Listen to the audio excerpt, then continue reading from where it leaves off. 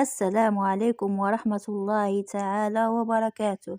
مشاهدينا ومتتبعينا الكرام، أهلا بكم في قناة حياة فريد. أحبابي الكرام، هل تشعرون بنسمات العيد تقترب في المغرب؟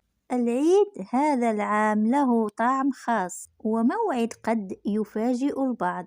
هل سيكون السبت أم الأحد؟ وما هي المفاجآت التي أعلنت عنها الحكومة بخصوص العطلة؟ في هذا الفيديو سنكشف لكم كل التفاصيل الفلكية والرسمية وموعد الصلاة. تابعوا معنا هذا التقرير والهم والعاجل الذي أعددناه لكم عن موعد عيد الفطر المبارك لعام 2026 في المغرب، حيث عيون المغاربة تتجه للسماء. متى يهل هلال شهر شوال لعام 1447؟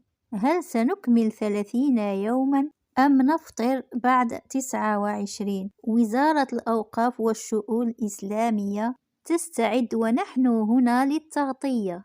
الخبر اليقين بناء على حسابات الفلكية الأدق.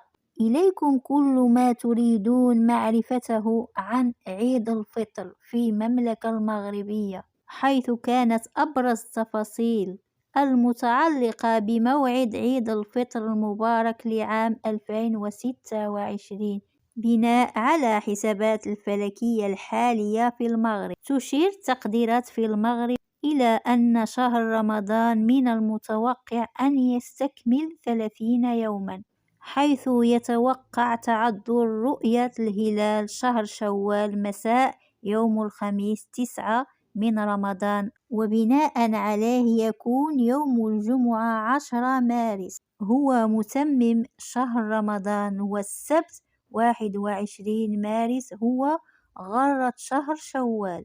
وأول أيام العيد في المغرب. العطلة الرسمية. أعلنت الحكومة المغربية مؤخرا عن منح إجازة استثنائية الإدارات العمومية يوم الاثنين من مارس لتنضم إلى عطلة العيد، مما يمنح الموظفين عطلة طويلة ابتداء من يوم السبت. توقيت صلاة العيد.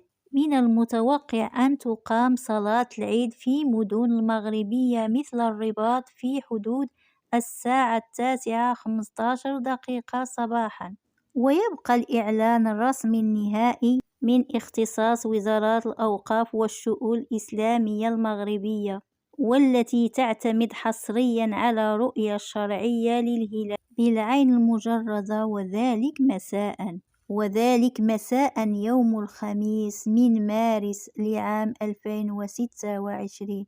كل عام وأنتم بخير. أحبابي الكرام، لايك للفيديو لكي يقترحه نظام اليوتيوب، والاشتراك